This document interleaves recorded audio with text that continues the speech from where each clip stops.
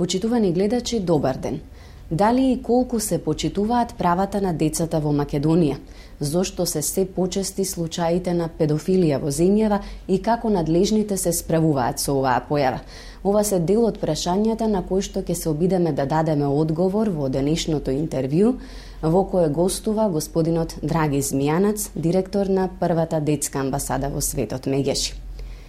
Господине Змијанац, во последно време за жал се почести појавите на педофилија во нашата земја. Дали всушност се работи за пораст на оваа појава или само потранспарентно се зборува за неа во медиумите? Сме размислувале како детска амбасада многу често за ова прашање. Тоа што се растревожуваме и што се жестиме за зголемениот пораст кога децата се жртви пред се од најблиските, како што е родоскрнавање, инцест, од оние на кои децата треба да се подпрат, уште повеќе го зголемува ужасот.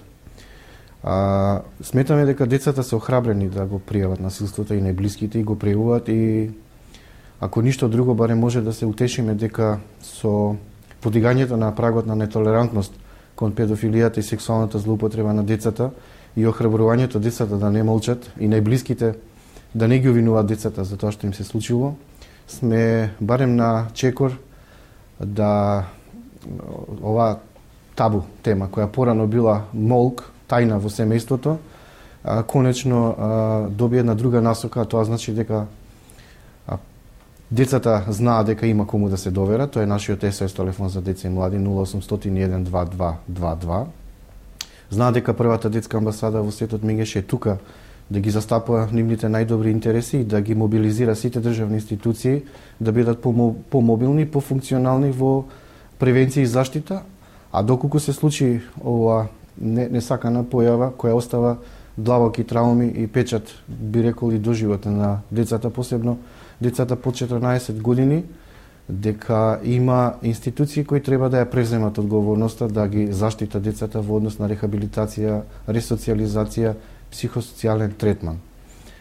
Кога веќе ги спомнавме, значи, надлежните институции, колку сте задоволни од мерките кои што тие ги превземаат во насока на сузбивање на ваквата појава? И еве конкретно што вие како амбасада можете да направите за да им помогнете во ваквите случаи? Ние веќе 2 години интензивно работиме во однос на подигање на јавната свест да пред се родителите поведат главниот товар и главната одговорност околу превенција и заштита на децата. И затоа одевме со повеќе кампањи од аспект дали денес разговаравте со вашето дете, дали го гушнавте, дали му кажавте колку го сакате. Многу е битно родителите да знаат децата каде се движат, со кого се, да не бидат сами, да не бидат оставени сами на себе и доколку забележат несоодветно однесување на нивните деца, да поразговараат со нив, за да евентуално го пријават насилството доколку се е случило или да го превенираат, да им објаснат на децата како да се заштитат. Но она што не загрижува е што забележуваме во одредени случаи дисфункционалност на функционирање на системот. Посебно кога децата се згрижени во државни институции како што е детскиот дом 11 октомври, неколку интернати каде што децата се жртви и на сексуално, и на психичко, и на физичко насилство. За разлика од центрите за социјална работа и домовите кај што се сместени децата, има чекор понапред во однос на санкционирање. А веќе судиите стануваат посензитивни дека со детето жртва треба да се постапи посебно внимателно, дека детето треба да даде само еднаш изјава, тоа да биде во суд, во специјални скрин соби, во присуство на психолог, педагог, социјален работник, да се документира и никако да не му се дозволи на детето жртва да се соочи со насилникот. Морам да кажам дека има во последно време брза интервенција на полицијата кога силувачот педофил го ставаат во притвор и не му дозволуваат да влијае на промена на изјавата на детето. И морам да кажам дека Министерството за правда се активира во однос на зголемување и санкционирање на казните за педофилите на минимум 10 години. Дали после сето ова можеме да кажеме дека правата на децата во Македонија се почитуваат?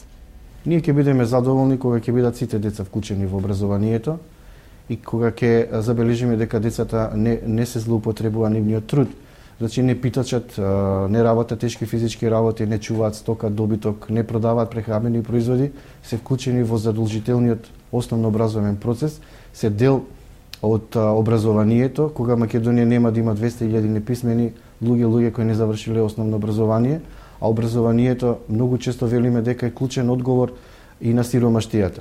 Морам да ви кажам дека ние секоја година во април сме дел од глобалната кампања за вклучување на сите деца во образование како национални координатори во Македонија. Имаме добиено писмени гаранции и од премиерот на државата господинот Никола Груевски, од председателот на државата Бранко Црвенковски, и од градоначалникот на Скопје Трифун Костовски, од група пратеници, од повеќе политички партии и од познати естрадни звезди.